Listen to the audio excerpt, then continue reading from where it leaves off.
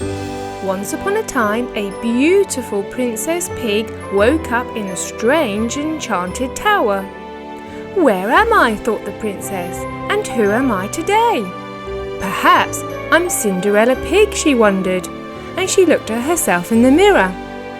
No, if I was Cinderella Pig, my dress would be in tatters. And so she decided to look out of the window for some clues. She went out onto the balcony. "Oh, I must be Rapunzel Pig," she thought, "because I seem to be trapped high up in an enchanted tower. So what I need to do now is to let down my hair and I will be rescued." "Wait a minute," she continued.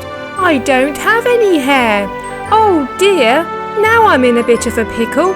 However am I going to get down?"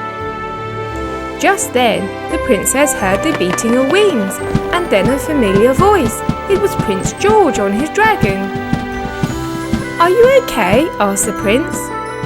"No, not really," answered the princess. "I'm trapped in this enchanted tower and I can't get out." "Don't worry, I'll free you," said the prince, and he landed the dragon on the ground. The prince then walked into the tower.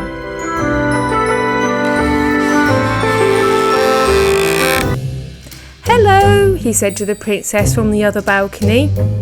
"How did you get there?" she asked. "Well, I just walked in through the door," he replied. "The door?" she cried. "Do you mean I could have left through the door?" "Oh dear, I do feel a bit silly," she continued, embarrassed. The two of them climbed down the stairs and then went outside. "Free," she said, relieved. "What a lovely dragon," she continued to the prince. "I really want to go home to my castle. Could I have a lift on your dragon, please?" she asked. "Well, no, not really," answered the prince. "There's not enough room for both of us, and I think you're a bit too big. Why don't you go home in that pumpkin?" he suggested. "Great idea," said the princess. And she climbed inside. "I'll see you back at the castle," he replied, and off he went.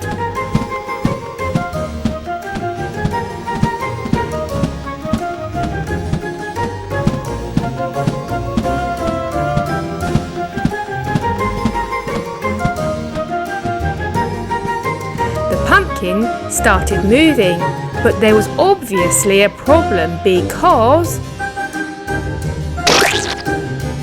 What a mess! How was the princess going to get to the castle now? Suddenly, she saw a beautiful swan on the lake nearby. Of course, she thought, a magical swan. Now I can get back to the castle. So she climbed onto the swan. The swan started moving, but it didn't seem to be going anywhere, just round and round in circles. Peppa climbed off. That was a bad idea. Now I feel really dizzy. She walked to the front of the tower. "I don't think I'm ever going to get back," she thought sadly. And then she said out loud, "I wish I could go home." Suddenly, there was a flash of golden sparkles. "Did someone make a wish?" said a tiny fairy voice, and there before her stood Tinker Bell.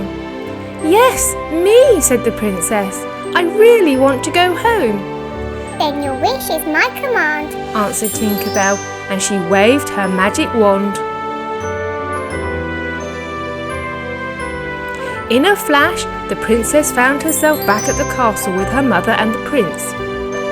"What took you so long?" asked the prince. "We've been waiting for ages."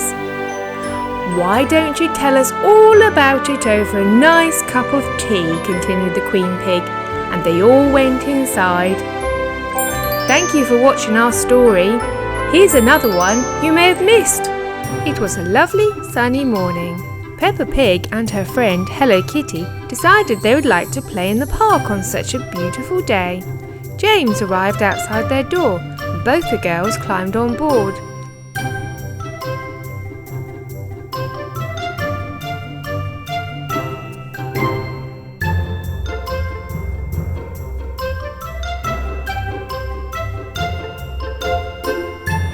go to the slide first, said Kitty excitedly. It's my favourite. OK, replied James, and he dropped them off just by it. Thank you, James, smiled Peppa as they climbed off the train. You're very welcome, answered James as he steamed off. Hello, Pocoyo, smiled Peppa when she saw who was standing there. Are you here with your friends? She asked. Yes, smiled Pocoyo.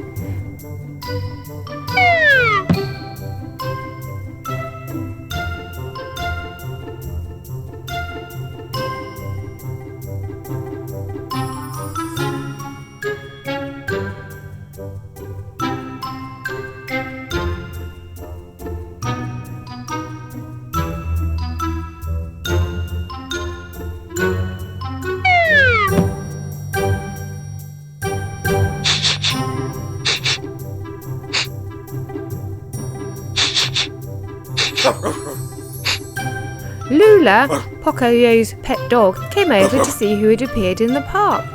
Hello, Lula, said Peppa happily.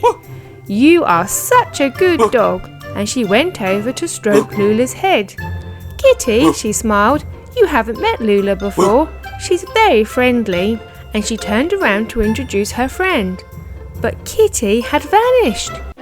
Kitty, she shouted, where are you? But there was no answer. She must have been frightened by Lula and gone to hide. We must find her, said Peppa a little worryingly. Pato helped by searching on the roundabout. Have you found her? asked Peppa. No, she's not here, answered Pato. Ellie began to look by the swings. Is she here? No, I can't see her, replied Ellie. Oh dear, where can she be? sighed Peppa. Just then, Lula began to bark excitedly. I think Lula's found something, shouted Pocoyo, and they all turned to look.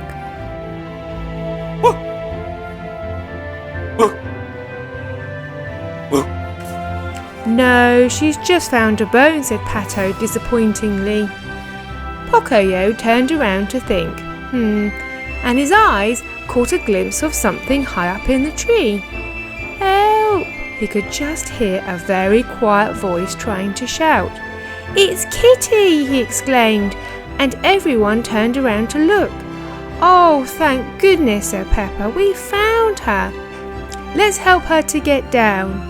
So Pocoyo and Peppa climbed up to the treehouse. Oh no, sighed Peppa, she's too high. We can't reach her.